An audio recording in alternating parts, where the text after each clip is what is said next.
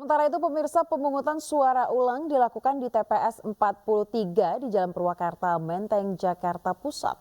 Sementara di Jakarta Utara, 19 TPS menggelar pemungutan suara lanjutan karena terkendala banjir saat hari pencoblosan.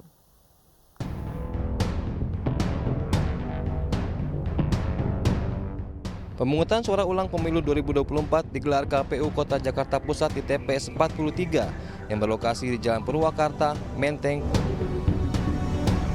Sejak pagi tadi, ratusan warga yang masuk dalam daftar pemilih tetap, termasuk Wakil Presiden ke-6 RI Tri Sutrisno, mendatangi TPS untuk menggunakan hak pilih mereka. Mantan Wapres di era Presiden Soeharto itu berharap pelaksanaan pemilu kali ini berjalan demokratis, aman, jujur, dan adil demi membawa Indonesia lebih maju ke depannya. Ya, pesannya tentunya kita harus melaksanakan dengan lancar, terbuka, dan sangat demokratis. Selesai. 275 warga yang masuk dalam daftar pemilih tetap melakukan pemungutan suara lanjutan di TPS 143 Sunterjaya, Tanjung Priok, Jakarta Utara. Pemungutan suara lanjutan ini digelar untuk warga yang tak dapat memilih di hari pencoblosan akibat banjir. Meski harus menunggu selama 2 minggu, namun tidak menyurutkan warga untuk dapat memberikan hak pilihnya di pemilu kali ini. Kemarin ada kendala dari TPS-nya, katanya ada kendala lah basah TPS-nya apa hujan kayak itu. Pemungutan suara lanjutan juga dilakukan di 19 TPS yang tersebar di 4 kecamatan di Jakarta Utara. Dari Jakarta, Sofyan Firdaus, Rani Sanjaya, Ainus melaporkan. Sementara itu pemirsa, sejumlah kecamatan di Bekasi, Jawa Barat dan Yogyakarta menggelar pemungutan suara ulang dan pemungutan suara lanjutan pemilu 2024. Namun partisipasi masyarakat menurun dibandingkan saat 14 Februari lalu.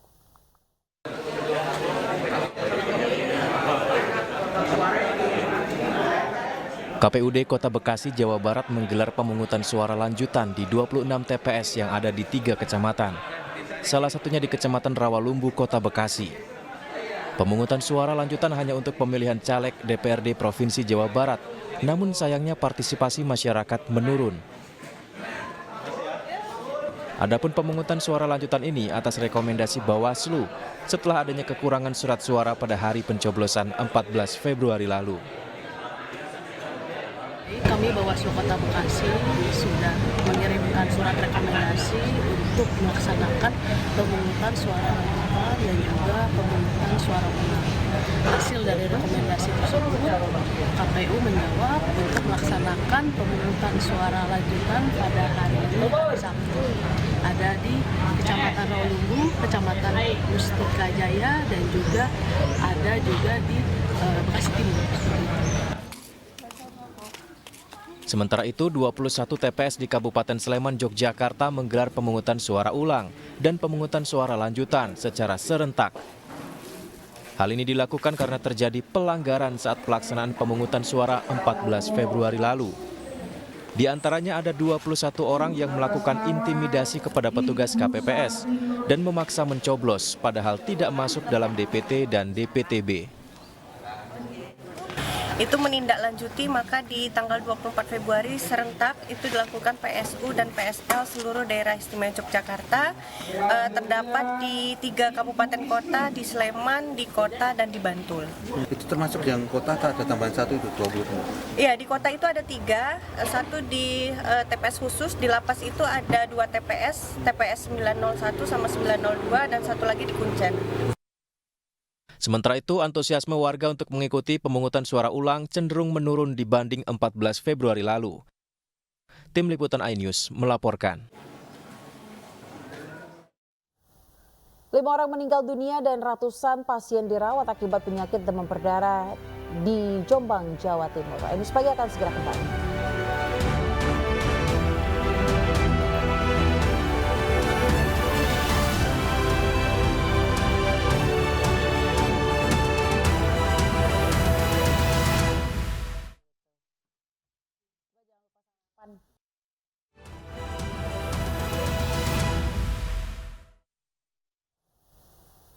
Kembali bersama kami di Ainis Pagi, pemirsa. Menko Polhukam Hadi Cahyanto menemui Gubernur Daerah Istimewa Yogyakarta, Sri Sultan Hamengkubuwono X.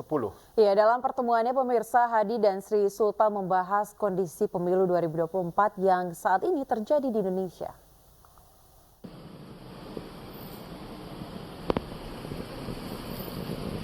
Menteri Koordinator Politik Hukum dan Keamanan Menko Polhukam Hadi Cahyanto mendatangi kediaman Raja Keraton sekaligus Gubernur Daerah Istimewa Yogyakarta, Sri Sultan Hamengkubuwono X di Keraton Kilen, Kompleks Keraton Yogyakarta.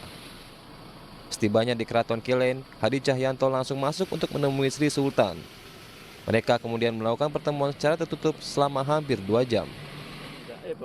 Menurut Hadi Cahyanto, pertemuan ini dilakukan untuk silaturahmi usai dirinya dilantik sebagai Menko Polhukam.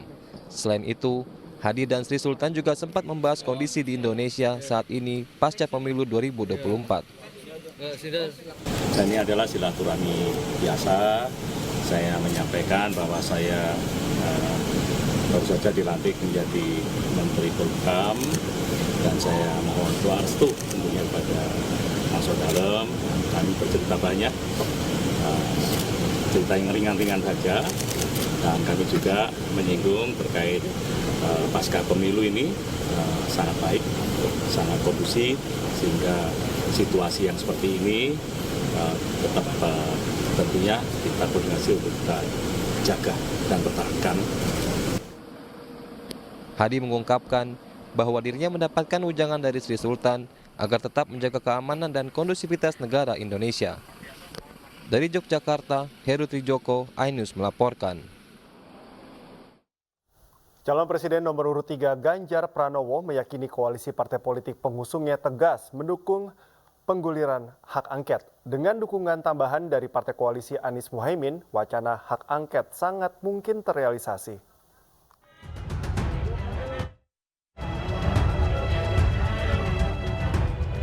Calon Presiden nomor urut 3, Ganjar Pranowo yakin jika penggunaan hak angket merupakan langkah tepat guna menyelidiki berbagai dugaan kecurangan yang terjadi selama pemilu 2024. Dirinya juga menegaskan wacana hak angket bukan sekedar gertakan dan memastikan partai koalisi Ganjar Mahfud tetap kompak.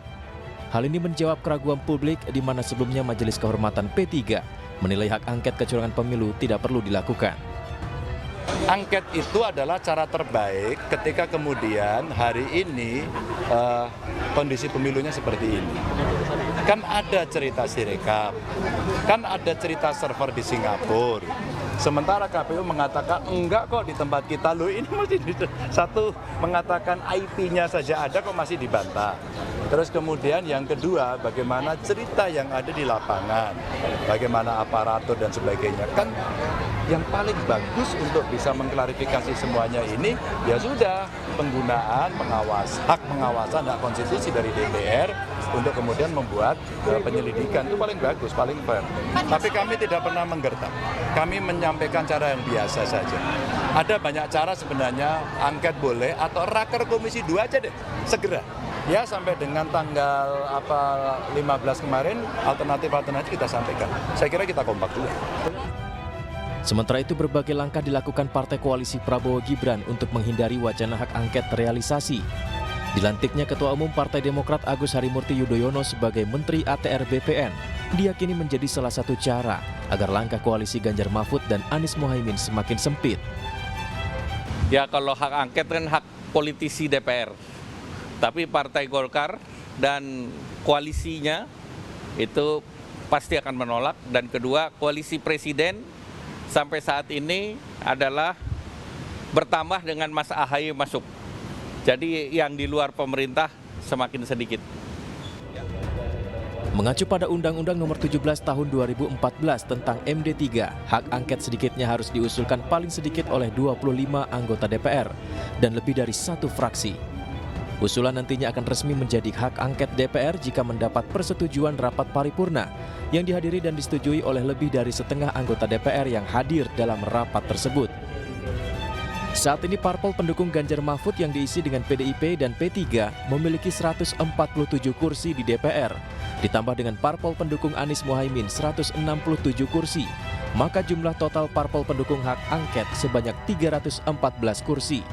Jumlah ini jauh lebih banyak dibanding dengan parpol koalisi Prabowo Gibran dengan jumlah 261 kursi dari 4 partai, yaitu Gerindra, Golkar, PAN, dan Demokrat. Dari Jakarta, Tim Liputan iNews melaporkan.